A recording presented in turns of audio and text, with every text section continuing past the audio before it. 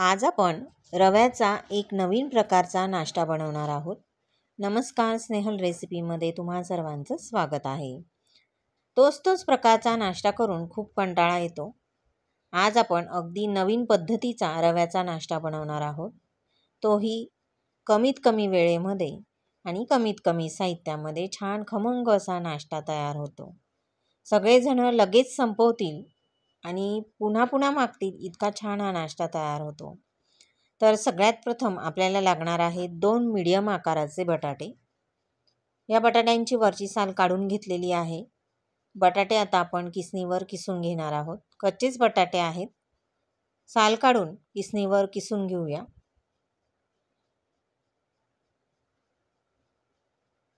तर हा किस जो आहे तो पाण्यामध्येच टाकत आहे मी लगेच, म्हणजे बटाटा काळा पडणार नाही। किसून मग नंतर पाण्यात टाकला तरी देखील चालेल। दोन्ही बटाटे किसून झालेले आहेत। याच्यावरचं किंवा याच्यामधलं पाणी जे आहे ते सगळं काढून घेतलं आणि चाळणीमध्ये ठेवलेलं आहे, म्हणजे एक्स्ट्राचं पाणी जे असेल ते निघून जाईल। आता एक मोठी वाटी घ्यायची आहे। या वाटीमध्ये जो बटाटा आपण किसून घेतलेला होता तो टाकून घेऊया। त्यातलं पाणी पिळून काढून टाकायचं आहे।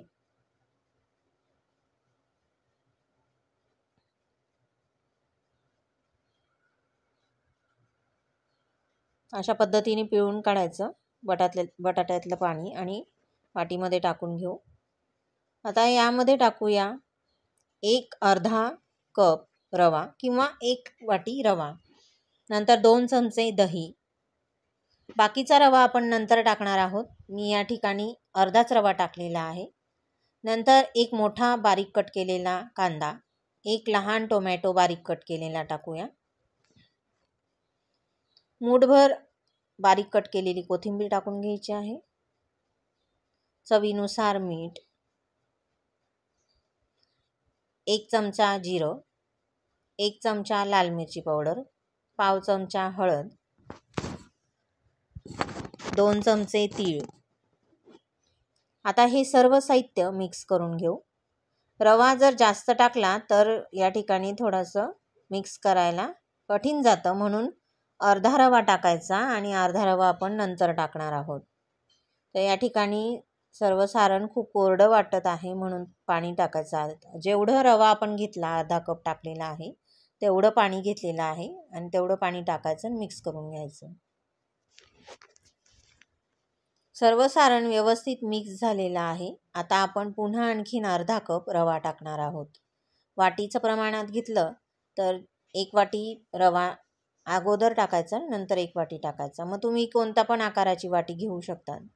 जेवढा रवा तेवढं पाणी टाकून घ्यायचं आहे। पुन्हा लागलंच तर आपण नंतर टाकूया। आता हा रवा देखील व्यवस्थित मिक्स करून घेऊ। सारण थोडंसं कोरडं आहे, म्हणून पुन्हा आणखीन थोडं आपण पाणी टाकून घेणार आहोत। रवा हळूहळू फुलत जातो, म्हणून थोडं पाणी लागतं याला। तर पुन्हा आणखीन अर्धा कप पाणी टाकलेलं आहे आणि अशा पद्धतीचं बॅटर तयार करून घ्यायचं, जसं याच्यामध्ये व्हिडिओमध्ये दिसतंय त्याप्रमाणे। आता हे सर्व सारण मिक्स करून घेतलं की लगेच आपण एक झाकण झाकणार आहोत आणि 10 मिनिट हे आपल्याला छान भिजू द्यायचं आहे, म्हणजे रवा मस्त फुलतो। एक झाकण झाकून 10 मिनिट आपण या ठिकाणी छान असं सारण भिजू दिलेलं आहे आणि छान ते फुलून आला। 10 मिनिटानंतर रवा छान फुलून आलेला आहे। आता यामध्ये आपल्याला टाकायचा आहे खाण्याचा सोडा। 2 चिमूटभर खाण्याचा सोडा टाकायचा आहे किंवा एक लहान अर्धा चमचा बेकिंग सोडा। मिक्स करून घेऊ।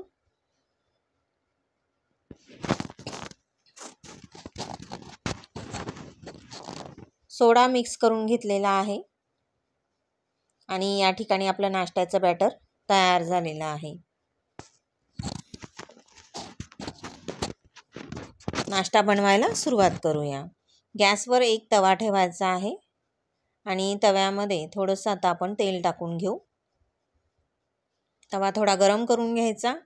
आता छान खमंगपणा यावा नाश्त्याला, म्हणून मोहरी टाकायची आहे, थोडीशी तीळ टाकायची आहे, आता ह्या नाश्त्याला तुम्ही धिरडं म्हणू शकतात, रव्याचं धिरडं म्हणू शकतात, उत्तप्पा म्हणू शकतात, अप्पम म्हणू शकतात. परंतु चव खूप छान लागते ह्या नाश्त्याची. काहीही म्हणा तुम्ही, काहीही नाव देऊ शकतात.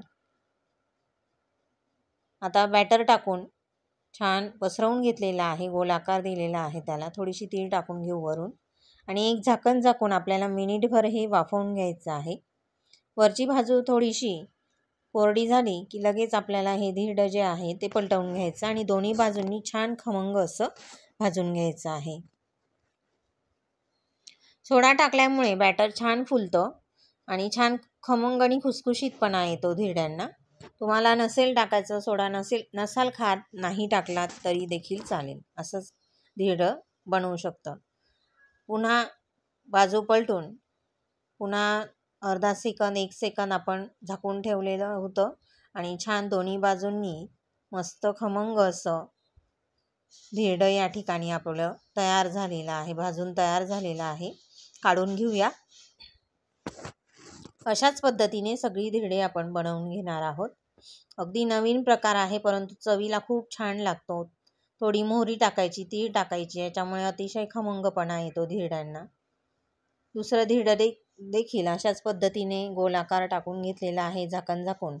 छान थोडंसं त्याची वरची बाजू जी आहे ती कोरडी होईपर्यंत झाकण झाकून ठेवायचं आणि पलटवून घ्यायचं. झाकल्यामुळे लवकरात लवकर ही धिरडी तयार होतात आणि छान मस्त खमंग होतात.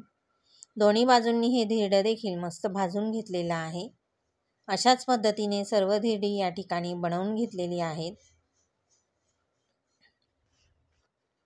बघा, रंग अगदी सुरेख आलेला आहे, चव पण खूप छान आहे. रव्याचा नवीन प्रकारचा नाश्ता नक्की बनवून बघा. आवडली रेसिपी तर जास्तीत जास्त जणांपर्यंत शेअर करा. पुन्हा भेटूया नवीन रेसिपीमध्ये. तोपर्यंत धन्यवाद.